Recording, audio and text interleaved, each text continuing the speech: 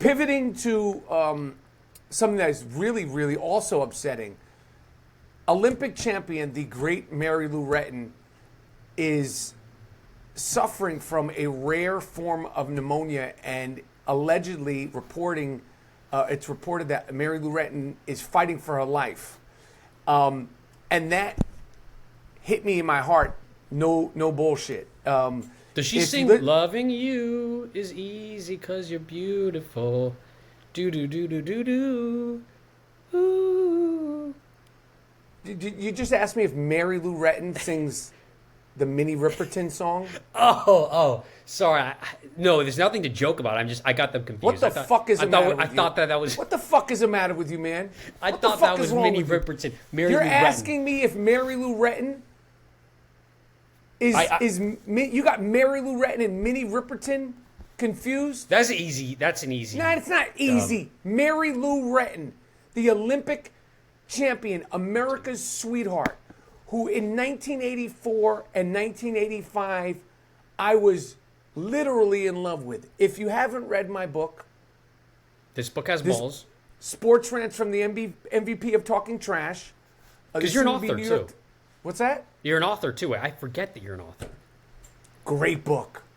It's funny that you're an. I'm sorry, I don't mean to interrupt, but it's funny that you're an author, and you wrote a book, but you can't distinguish there from there, and That's your true. and your. I don't know how that works. I guess we're all out.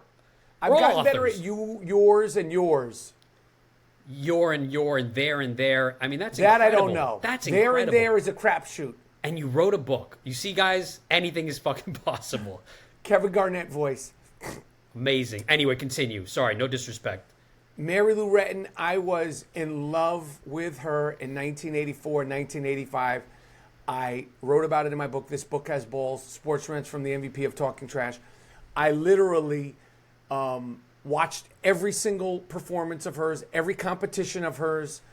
And this is during the 1984 Olympics. This is Michael Jordan's first Olympics. Patrick Ewing, Wayman Tisdale, Chris Mullin, Carl Lewis Olympics in L.A., Edwin Moses. I believe it was, what's the one with the long fingernails? She passed away. It was a great Olympics. 1984 Olympics was a great, great Olympics for America. A lot of great characters. A lot of great stars were born. I never watched gymnastics in my life. But somehow I, like everybody else, started watching Mary Lou Retton at the United States gymnastic team. And I'm 14 at the time, I literally fell in love with her the summer of 1984. I had all her posters on my wall. I had her Sports Illustrated cut out. I had her People magazine. I remember watching her on Johnny Carson, that I believe was guest hosted with Joan Rivers at the time. Oh, wow. You were on some stalker shit. Oh, straight up. I mean, that's like what a person does before they like storm the stage, and they're like, "I thought we were talking on Instagram. Like, don't you remember me? Like, you were on some of that shit before that was like a thing."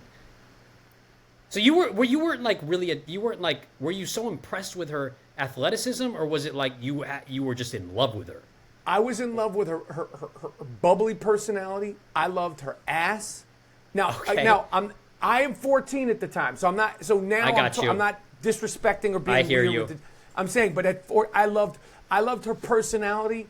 I loved her flips. I loved her haircut. She had the little bangs haircut. I just loved how she seemed to have so much joy. She loved performing, and I was so out of my mind, so in love with Mary Lou Retton, that in the winter, I believe it was December or November of 1984, there was a gymnastics exhibition. It wasn't even a performance. I mean, it wasn't even a competition at Madison Square Garden. Oh God, you showed up. Oh man, creepy. I never wanted to be in gymnastics. I went there. There was nothing but gymnastics people, girls my age, boys my age, but they were gymnasts. Gymnastic teams, and me, Michael Rapaport, wearing a burgundy turtleneck, burgundy jeans, and my belt buckle that said White Mike. Oh man, if I was security, I would have had a field day with you. I would have thrown your ass out so quickly. I would have been like, this guy is about to do something like really alarming coming up here. We don't know what this guy's capable of, but get him the fuck out of this building. He's got posters. She doesn't know you exist, brother. She didn't know you, and you're showing up to her fucking competitions and shit. Oh, so this started at an early age for you. This started at 14 for you. Okay, now we see the progression. That's on some creepy shit. There's a lot that I'm learning about you, which is good. It's good to know these kinds of things about your friends. But anyway, continue with the white Mike belt buckle that you wore at the fucking Madison Square Garden competition. At a certain point, I will continue. Excuse me. Please. We're all on fucking pins and needles here. To answer your question, no, I didn't get arrested. Thank God. But at a certain point, like halftime of the exhibition, they let all the kids. Now, I'm 14, so I'm technically a kid, but I'm nuts. Mary Lou Retton is 16, and I'm like doing the math. I'm like, she's 16, I'm 14. She's in the probably the 11th grade. I'm going into the 8th or 9th. I'm out of my fucking mind. Like I'm literally like, yo, I'm gonna go down there. I had my cologne on. I'm gonna go down and I'm gonna tell her. I don't know what I'm gonna tell her. But I'm gonna tell her I love her, and like I'm gonna get her phone number, because at the time you get phone numbers, and like we're gonna go out where I don't know. I got there on a fucking subway and a bus to Madison Square Garden, and at one point they let all the people, mostly children, like myself. I was 14 again. I don't want to creep anybody out. They let all the fans down there who were all gymnasts. I'm the only one who's wearing a burgundy. I'm the only one who's wearing a burgundy turtleneck, burgundy, jeans, and a white Mike belt buckle. And I'm like staring at her, and God is my witness. She's coming close. Her brother was her security. I believe her brother's name was Sean, because I learned about the whole family, because, I have to get along with the brother. Stalkers do, yeah. Right. What's that? No, because that's like in the stalker handbook. You got to learn about the family. You got to get acquainted with the cousins. Bring the fucking get your fucking doctor on the phone. Get that lithium going ASAP. Should have started at fucking 10 years old. But yeah, so it sounds like you still have a thing maybe for this woman.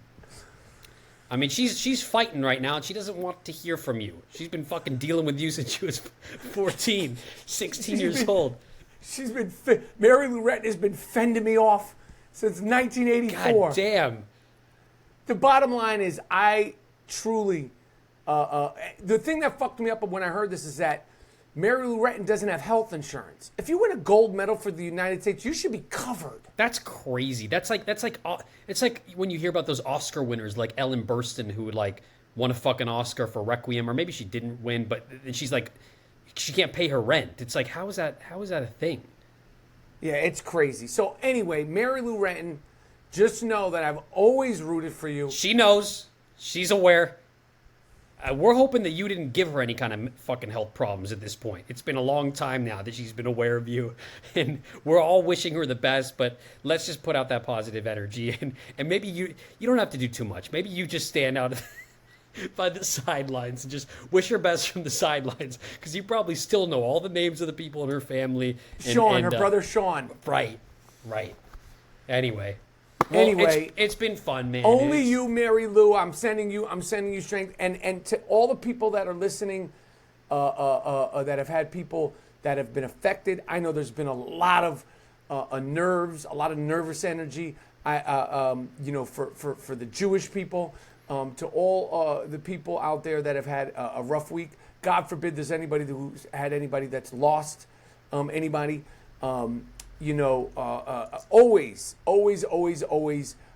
just know that the main objective of all the shit talking on the I Am Rapaport Stereo Pod is to give you a break from your thoughts, and give you some of my disruptive energy, and hopefully you could use some of my disruptive energy in a positive way, and I mean that with all sincerity.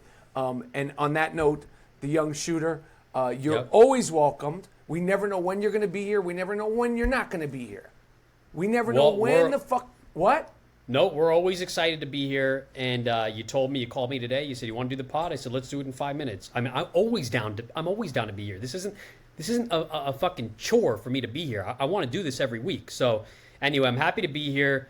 Glad we talked about everything. Check in on your Jewish friends. Even if you aren't Jewish, check in on your Jewish friends. This is a really, really difficult time for a lot of people. And don't be silent. And don't just, say, oh, this is terrible, and just continue on. Like, check in on people.